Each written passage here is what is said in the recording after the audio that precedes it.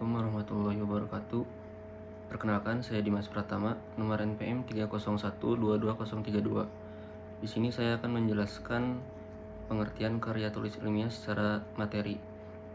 Karya tulis ilmiah merupakan sebuah tulisan yang dibuat berdasarkan metode ilmiah, yakni logika ilmu pengetahuan yang dimulai dari adanya masalah, tujuan, manfaat, dan pentingnya hal tersebut dibahas. Memuat adanya fakta, teori-teori terdahulu, dan karya-karya terdahulu yang membawa hal tersebut. Kemudian ada metode pembahasan hingga kesimpulan. Tentunya referensi juga harus disertakan. Pengertian karya tulis ilmiah ini berkembang seturut pengalaman penggunanya. Jadi, mendefinisikan karya tulis ilmiah berdasarkan pengalaman serta kebutuhan menggunakan dan membuat karya tulis ilmiah. Dari definisi yang beragam, kita akan mengupas mengenai fungsi karya tulis ilmiah. Di sini fungsinya terbagi 3. Yang pertama ada fungsi untuk pendidikan. Pada saat menulis di bangku perkuliahan, penulis pernah mengikuti kegiatan apapun di perkuliahan tersebut.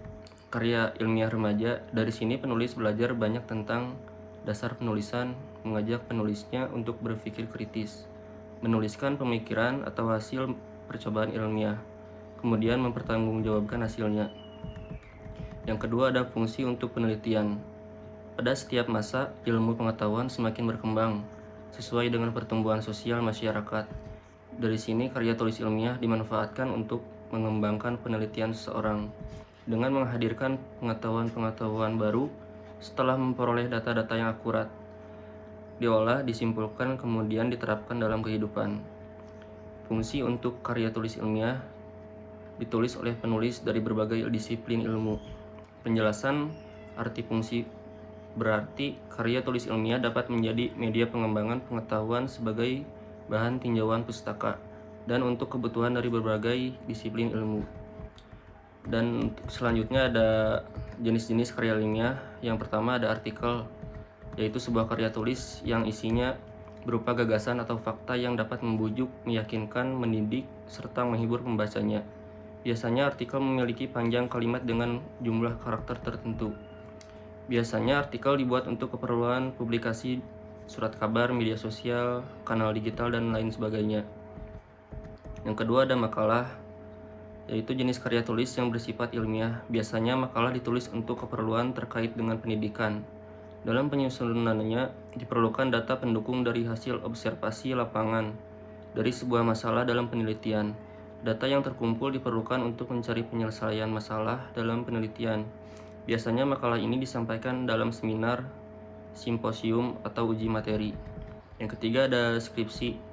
Menulis atau menyusun skripsi bukanlah hal yang mudah, di mana memerlukan penelitian serta pengetahuan teknis dalam proses pembuatannya.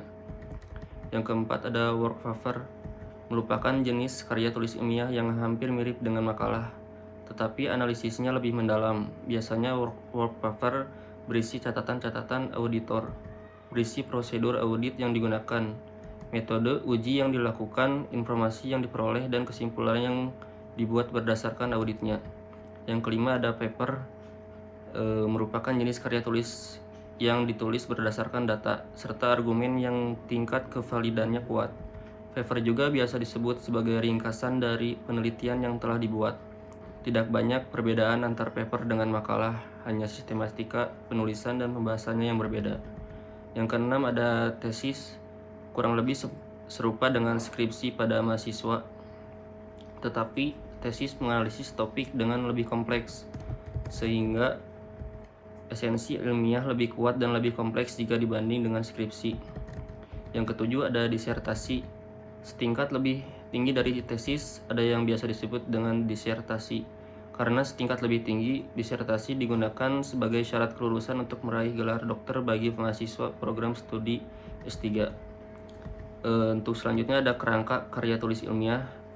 Secara keseluruhan, sejak lembar pertama secara umum bentuknya adalah yang pertama ada cover, yang kedua ada judul, yang ketiga ada kata pengantar, yang keempat ada abstrak, yang kelima ada daftar isi, yang keenam ada pendahuluan, yang ketujuh ada latar belakang masalah, yang kedelapan ada perumusan masalah, yang kesembilan ada tujuan dan manfaat, Yang ke-10 ada metode penelitian.